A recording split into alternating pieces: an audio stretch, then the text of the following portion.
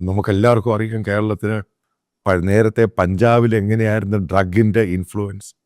അതിനേക്കാളിലും ഒരു പിടി മുകളിലായിട്ട് കേരളത്തിലെ ഡ്രഗ് മാഫിയെ പിടിമുറുക്കി. അത് യഥാർത്ഥ സത്യമാണിത്. പക്ഷേ ഇതിനെ എങ്ങനെ നേരിടണം എന്നുള്ള കാര്യം കേരള ഗവൺമെൻറ്റും കേരള പോലീസ് എൻഫോഴ്സ്മെൻറ്റ് ഡിപ്പാർട്ട്മെൻറ്റും കേരളത്തിലെ സ്റ്റേറ്റ് ഏജൻസി എന്തുകൊണ്ട് ചെയ്യുന്നില്ല എന്നുള്ള ചോദ്യത്തിന് പല ആൾക്കാരും പറയുന്നത് അവർ പരിശ്രമിക്കുന്നുണ്ട്, അവർ മാക്സിമം നോക്കുന്നുണ്ട്. ഇതുമായിട്ട് ചേർന്ന് കൊലപാതകം കാരണം തിരുവനന്തപുരത്തൊരു പയ്യൻ ഒരു വീട്ടിലുള്ള 5-6 പേരെ കൊന്നു. അത് കഴിഞ്ഞ് മലബാർ ഭാഗത്ത് ഇതിനകത്ത് പല ആൾക്കാരെയും പിടിക്കുന്നുണ്ട്. ഒരു പോലീസ് ഓഫീസറിൻ്റെ ആയി ബന്ധപ്പെട്ട് ഒരു വീഡിയോ വന്നത് വളരെ സത്യം പറഞ്ഞാൽ വളരെ ലജ്ജാകരമായിട്ട് തോന്നുന്നു.